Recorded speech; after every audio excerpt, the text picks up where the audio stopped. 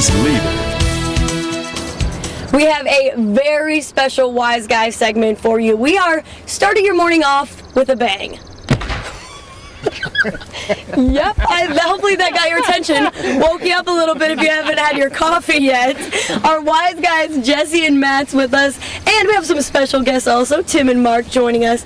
People are going to get to see a lot more of that, right, Tim? Oh yeah, we'll have a very exciting show here Saturday evening. This is the Fireball Show. We're in Arthur, and this is a tradition. Yeah, this has been a 15-year tradition for us with the Arthur Rotary Club sponsoring the show, and it gets better and better every year. We have a lot of participation. We have a lot of really generous donors in the Arthur community that sponsor the show, and we're just really excited again this year to have it. Very exciting. Always exciting for people to see that, especially celebrating this holiday. And Mark, this explosion is just going to get bigger and bigger throughout the morning even. Oh, absolutely. We're honoring the Ultimate Fireball this year. It's what's on our T-shirts. It was invented here in Arthur by Larry Schleybaugh. And what happens here on Saturday, June 30th, is we're going to have at 4 o'clock the vendors open. We have helicopter rides. At 6 o'clock, we have powered parasails, 15 to 20 gentlemen flying around in their powered parasails.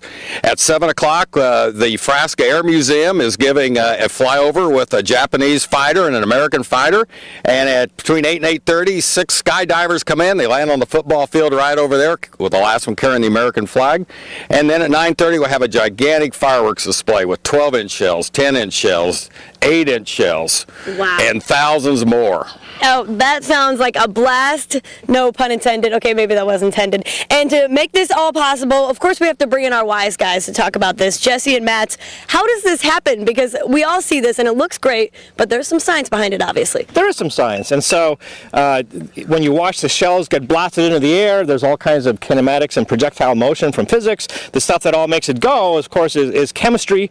And so Jesse has made some black powder, although it looks very white, so he's actually made some white powder, which is when you make gunpowder, but instead of using charcoal, you actually use powdered sugar. So you can see what it looks like right here.